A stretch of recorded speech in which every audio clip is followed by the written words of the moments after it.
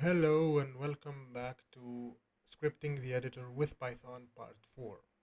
So in this part, we're going to go quickly through how to import static meshes. So last time we saw the skeletal mesh importer, and the static mesh importer is very similar. So we're going to go through the same steps. So I've gone ahead and already written the script. It's going to be available on the in the description, and here we can see that we have almost the same functions. So build import tasks, but the tasks here are a list, and then now we have a build import task. So you can see all of these are already in the documentation like we did before.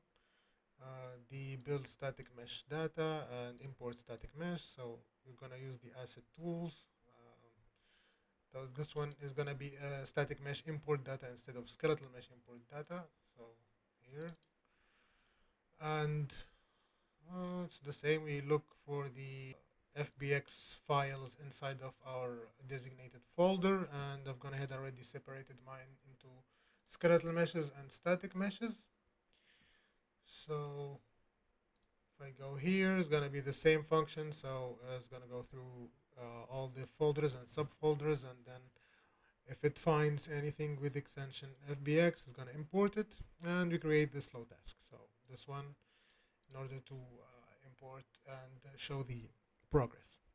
Okay, so in this video, we're gonna go through some steps on how to create checkboxes, radio buttons inside of the editor utility widget.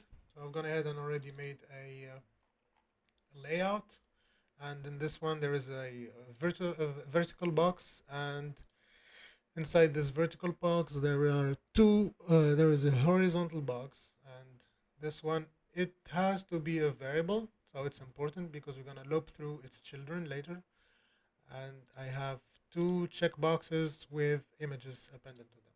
So, and of course the checkboxes needs to be variables as well, and that's it. So the first step before we go into the graph and start making our program, we're gonna need to go here and blueprints and then enumeration. So we're gonna need to create an enum. We're gonna call this import options for now. And inside this, I'm gonna add two enums. So the first one is gonna be skeletal meshes, and the second one is gonna be static meshes. Okay, so I'm gonna save that, close, and this one I'm gonna duplicate, paste, and I already know that this is my script, so it's called static mesh import. I'm gonna just switch that to static mesh import, and we are gonna need to create now the radio checkbox logic. So this is an algorithm that I used, and I know that there are a lot of ways to make it so. And this is how I do it. So I'm gonna first create a custom event, and no, add a custom event, and this is gonna be the import options event. And I'm gonna compile so I can access the inputs and add one input as an integer. And this one is gonna be checkbox. And we're gonna use this one to trigger the enums that we created here. So the first thing I need to do is to get the checkbox. So I'm gonna get the import checkbox horizontal box, and this is why I said it needs to be a variable so we can access it in the graph. And here we have a node called get all children, and this is gonna return an array of all the elements inside of the horizontal box.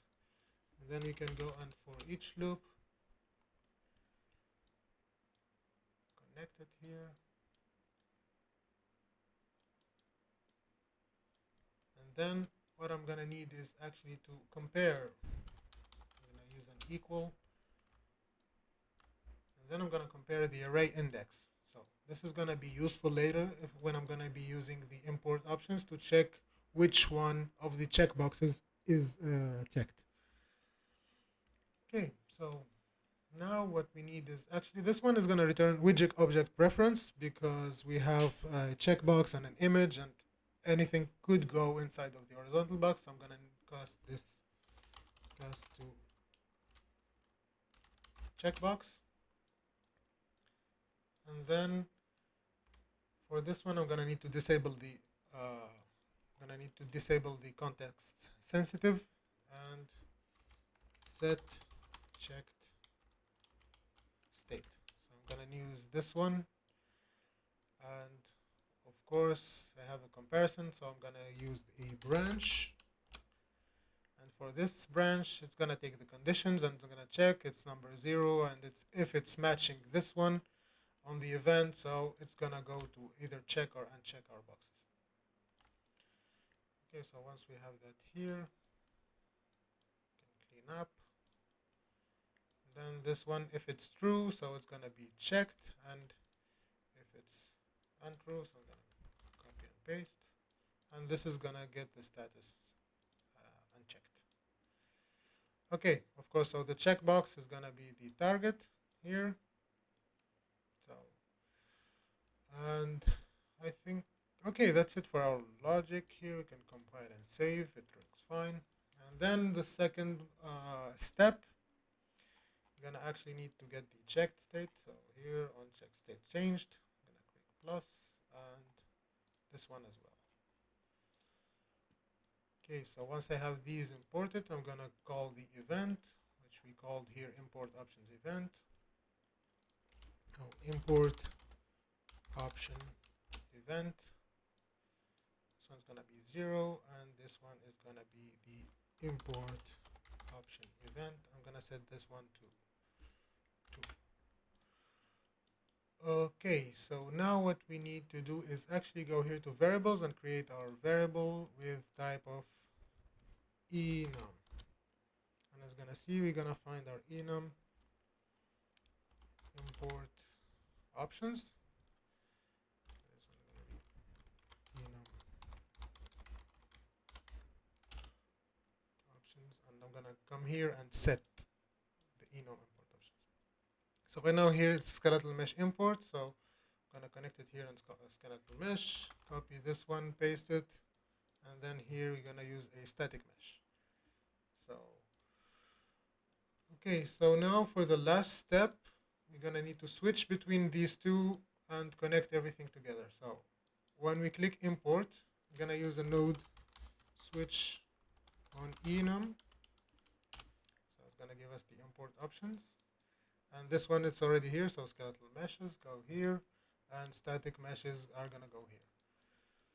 And then we're gonna need to, one more time, get this one and set it to selection. Now I have my selection. So let's check. We have this one, the event, and okay, so static mesh, skeletal mesh, check the scripts. Everything looks okay. So now we can just save and go back, and then we're gonna see now it's working. So if I select each one of them, the other one gets disabled. And then if I go ahead and select my static mesh importer, click import, there you go, we have import village house kit. So that's my FBX, and it's created for us a static mesh folder. Then if I'm gonna go here and select skeletal mesh importer, gonna go here and it's importing our skeletal meshes, the modular assets that we have worked with before. Okay, so now that we have everything is in place, everything looks good, our tool is working. Okay, so next we're gonna see how we can interact with the content browser, and when we import we can clean up some of this. For example, we can set new folders for materials and skeletons, skeletal meshes, separate each of them by type, or create a separate script. We're gonna see how we can handle exceptions as well, warning signs, and so on and so forth. Thank you for watching.